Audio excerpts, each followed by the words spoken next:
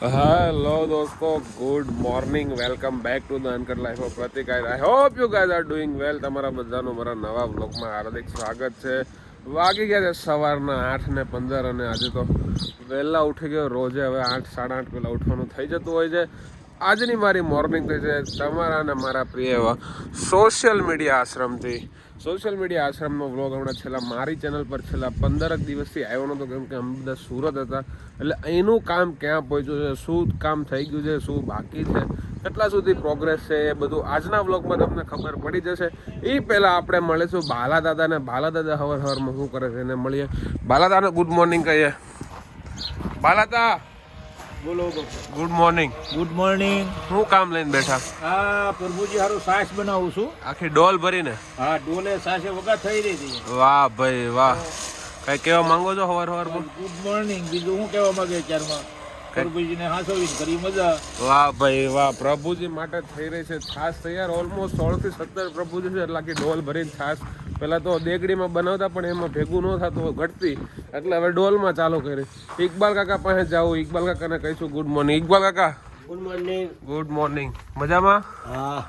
હું લઈને બેઠા તો કામમાં? તમારા માટે ચા મૂકું છું સારી. વાહ ભાઈ વાહ. ગરમ ચૂલો આવી ગયો છે. અને ઇકબાલ કાકાએ વ્લોગમાં રિક્વાયરમેન્ટ બતાવી હતી ગેસ અને ચૂલાની, એટલે ગેસ પણ આવી ગયો છે. એના બાબતે શું કહેવા માંગશો? ચૂલો આવી ગયો તો સગવડ જરી સારી થાય છે અને જલ્દી ખાવા થઈ જાય છે અને પ્રભુજીની સેવા થોડી થાય છે વધુ. વાહ ભાઈ વાહ. એમણે આથી મારા 20-25 દિવસ પહેલાંના વ્લોગમાં કીધું હતું કે મને એક ગેસ અને ગેસવાળા ચૂલાની રિક્વાયરમેન્ટ છે, કેમ કે લાકડાથી કામ ટાઈમે થતું નથી. એટલે અમારે એક ભાઈએ મારા વ્લોગના 2 થી 3 દિવસમાં ગેસ મોકલાવી દીધો. અને આપણી વચ્ચે ઉપસ્થિત છે માંડળ ગામના ગૌરવ એવા અડિયા સમાજના આગેવાન એવા શ્રી નરેશભાઈ અડિયા. નાની દુનિયામાં ખૂબ મોટું નામ. શું કહેવા માંગો છો નરેશભાઈ? દોસ્તો, હું જાગી જઈશ બહુ મોટી વાત કહેવાય, કેમ કે હવારમાં વહેલા ઊભું થવું અઘરું હતું. કેટલા વાગ્યા બાલાતા તું છો કેમ? બાકી આ જાગી જો કે નહીં વેલો? વેલો તું 9:30 જાગ્યો તું તારે. બહુ વેલો જાગ્યો. આખો ખાંભળી જઈએ કાંડો ગણ છે 9:30 જાગ્યો વેલો કે 9:30 ચાલશે તો કેટલા વાગ્યા જોઈ લો. જોઈ જાવ. હું 9:30 જાગ્યો ને છતાં એમ કે છે કે હું વેલો જાગ્યો. તો ભાઈ તારો ટાઈમ કેટલા વાગ્યાનો ગણાય? 11 વાગ્યાનો. 11 વાગ્યાનો ટાઈમ છે. એટલે હવારમાં બીજું કઈ કામ ને? હાલો સોરી બસ. આવડાનું તો ટોમ એન્ડ જેરીની જેમ 24 કલાક ચાલુ જ રહેતું હોય છે. દોસ્તો, વાગી ગયા છે સવારના 10:30 અને આપણી વચ્ચે ઉપસ્થિત છે નરેશભાઈ અડિયા અને બાલાતા. Good morning.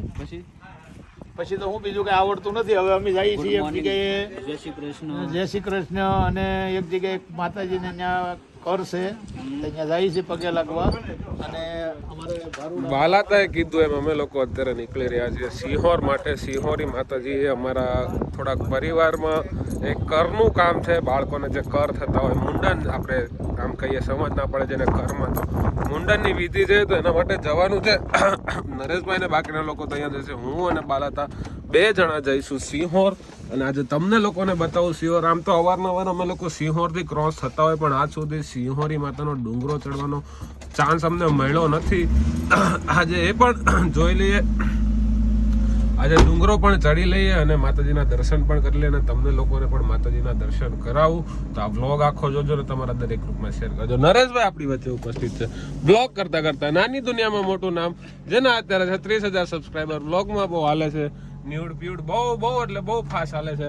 અને એવા વચ્ચે આપણી વચ્ચે ઉપસ્થિત છે. શું કહેજો નરેશભાઈ? હેલો દોસ્તો, ગુડ મોર્નિંગ. જય શ્રી કૃષ્ણ. માનનીય નરેશભાઈ આહિર તમારી વચ્ચે ઉપસ્થિત હોય અને ગાવાનું મન થતું હોય કે સમજણ વિનાનું જીવન જીવે જીવાવા હજાર સમજીને જીવે 2 ઘડી એમાં જીવાય બેડો પાર. હે પ્રતિકભાઈ? વાહ ભાઈ વાહ. સારા જીવનની મજા છે. માણસ કેટલું જીવે એ મહત્વનું નથી, પણ કેવું જીવે એ મહત્વનું છે.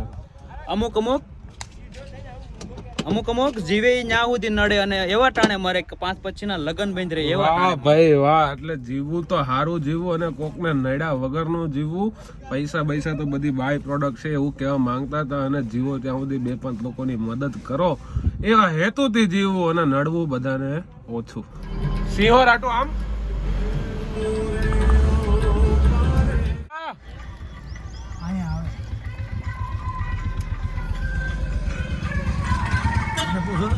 સિંહોર સિંહોર સિંહોર જવું હોય તો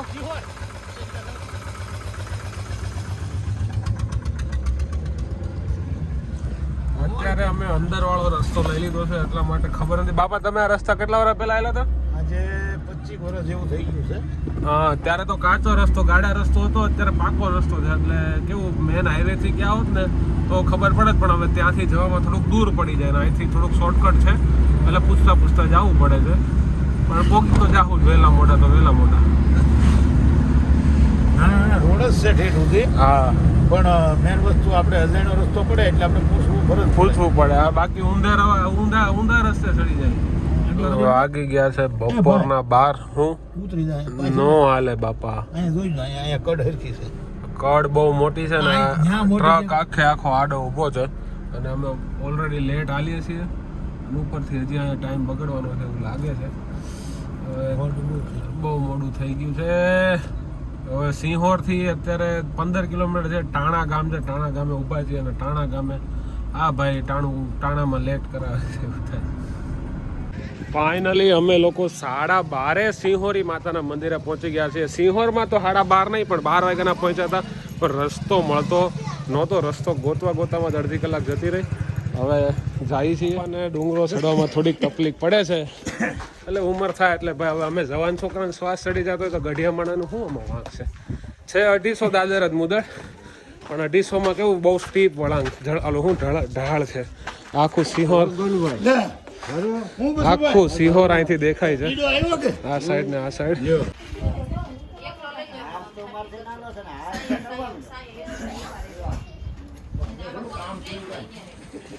હું ચડી ગયું ધમો. તમને કોઈને ખબર હોય ધમો ચડી જાવ એટલે હું તો કોમેન્ટમાં લખજો. બાકી બાલાતા કહો કે ધમો ચડી જાવ એટલે હું બાપા? ધમો ચડી ગયો એટલે હા ચડી ગયો. હા ચડી જાવ એટલે શ્વાસ ચડી જાવ. બધા કાઠિયાવાડી શબ્દો છે, નો આવડે તો માફ કરજો, પણ મારા વ્લોગ જોઈને નવા નવા કાઠિયાવાડી શબ્દો શીખો રોજ. એક પડાવ અમે લોકોએ ક્લિયર કરી દીધો છે. એ નાનું એ મેદાન છે, પાછું મંદિર માટે થોડુંક જ ચડવાનું બાકી છે. અને આ છે આખું સિંહોર ગામનો નજારો. ચોમાસામાં આવો તો વધારે મજા આવતી હશે હું માનું છું, કેમ કે વ્યૂ એક નંબર છે મારી ભાષામાં. બાલાતાએ પૂરો લઈ લીધો છે, મને શ્વાસ ચડ્યો એટલે સમજી શકો તો કેવી તકલીફ પડે છે દાદરા ચડવામાં. ઘણીવાર આપણે ફરિયાદ કરતા હોઈએ કે આપણી મેન્ટલ હેલ્થ સારી નથી. હું બધાને એવું કહું 1 કિલોમીટર દોડો એટલે તમને ખબર પડે મેન્ટલ કરતાં તો ફિઝિકલ હેલ્થ ઉલટાની ખરાબ છે. એટલે કસરતને એવું કરતું રહેવું જોઈએ. જો તમારે ટાઈમ હોય તોની વાત છે, બાકી તો ન કરો તો તમારે દાદરા ચડવામાં ભી પડે છે. બાલાતાને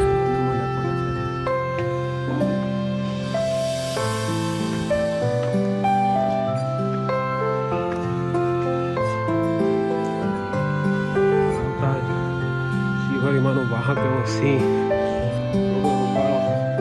ગર્જના કરે એવો સિંહ. આ છે બધા દર્શન કરી લ્યો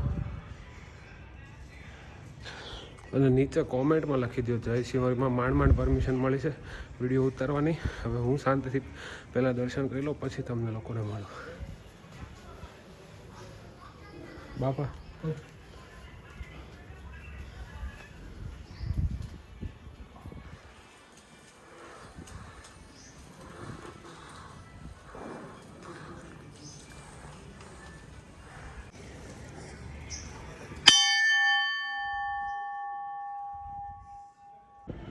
ગાઈઝ, આ છે રોજડું. દેશી ભાષામાં ને રોજડું કહેવાય અને વધારે ભણી ગયેલાને નીલગાય કહેતા હોય છે. અને ગઈકાલે રોઝ ડે ગયો એટલે આ છે રોજડું.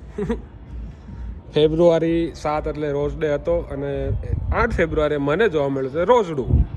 તો જોઈ લો રોજડું. આમાંથી ઘણા સિટીમાં રહેતા હોય ને ન ખબર કે રોજડું કોને કહેવાય. રોજડા વધારે પડતા પાકને નુકસાન બહુ કરે. ખેતરોમાં આડા હાલીને પાક જે બધો પાકેલો હોય ને એની પથારી ફેરવી નાખે. ઇન શોર્ટ દેશી ભાષામાં કહું ને તો ખેડૂતોને વધારે ત્રાસ રહેતો હોય. તો આમ તો સારું પ્રાણી છે, જોવામાં ગાય જેવું લાગે.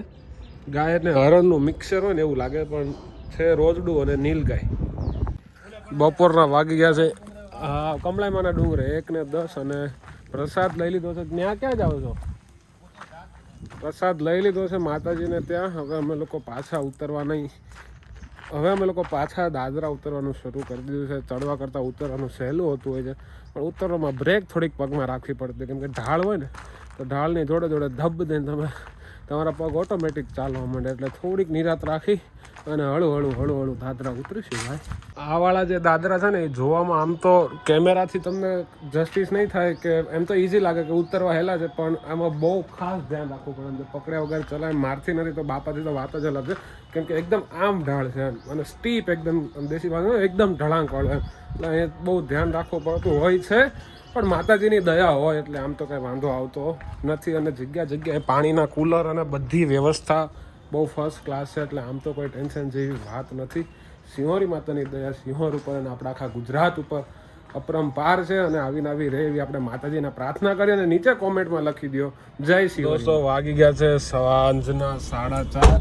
બાલાતા બાર એક વસ્તુ લેવા ગયા અને આપણી વચ્ચે ઉપસ્થિત છે અમારા ભાણુભાઈ એવા દેવુભાઈ. કેમ છે દેવુભાઈ? મજામાં? શાંતિ. છેલ્લા 2 કલાકથી બેનની ઘરે આવ્યા હતા, કેમ કે મારી તબિયત થોડીક ડાઉન થઈ ગઈ હતી, તાવ જેવું ભરાઈ ગયું હતું અને ઉધરસ અચાનક જ ચાલુ થઈ ગઈ હતી. તો મેં કીધું ભાવનગર નજીક છે, 2 કલાકનો આરામ લીધો એટલે હવે થોડુંક સારું છે. દવા પીધી છે એટલે મહુવા સુધી પહોંચી જાય એટલે ટેન્શન નહીં, પછીનું તો જે થાય આપણે લડી લઈશું. એટલે અમારે એક વસ્તુ થોડી પ્લાસ્ટિકની લેવાની હતી, બાપા એ લેવા ગયા છે, અને ભાવનગરથી અમે લોકો નીકળી રહ્યા છે. સાંજના વાગી ગયા છે 6:10 અને અમે લોકો ફાઇનલી પહોંચી ગયા છે આશ્રમ ઉપર. મારું મોઢું જોઈને લાગતું હશે કે પાછી તબિયત થોડી ડાઉન થવા માંડી છે, માથું ચડે છે અને આખી શરીર વરાળ ફેંકે છે એવું થાય છે. અમુક વાર જ આવું થતું હોય છે અને આટલું બધું હટાણું અમે કરી લીધું છે, હદ બારી વસ્તુ અમે લઈ લીધી છે. વોકિંગ કરી રહ્યા કરી છે. શકશો તમે 1 ટ્રક 2 ટ્રક 4 ટ્રક જેવું તમારી યથાશક્તિ પ્રમાણે તમે માટીનો સપોર્ટ કરી શકો, કેમ કે આપણે ત્યાં માટી ભરવાનું કામ અત્યારમાં મેન છે.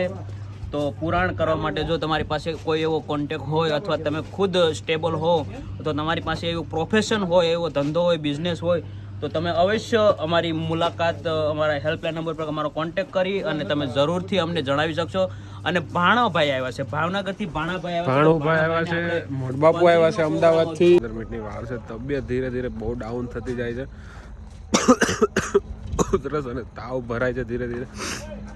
તમારા માટે વ્લોગ કરવો ઇમ્પોર્ટન્ટ હતો. જમવા માટે મને ઉઠાડે તો ઓલમોસ્ટ હું 90% સૂઈ ગયો હતો. અડધી ઊંઘમાંથી ઉઠાડે તો થોડાક દાળ ભાત ખાઈને દવા પીને સૂઈ જાઉં.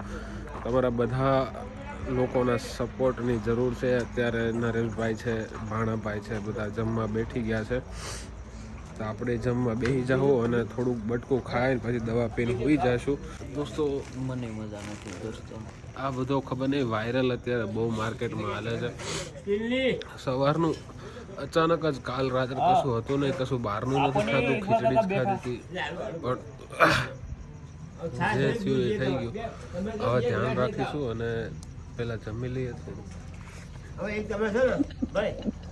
હું હોઈ ગયો હતો દોસ્તો. આ ભાઈને ખબર નહીં કેમ દાંત આવે છે અને બાલાતા નકરા રાયડું પાડે છે, એનું કંઈક કરાવો યાર. ખાવાનું હોય તો ધ્યાન રાખે ને કંઈક. ખાલી દાળ અને ભાત જ ખાવું છે મારે, તો રોટલી નથી ખાવું. કાંઈ વાંધો નહીં, કઢી ભાત ખાઈ લઈશ, પણ મને કંઈક આપો ખાવા. દાળ જેવી જ કઢી છે, બરાબર છે.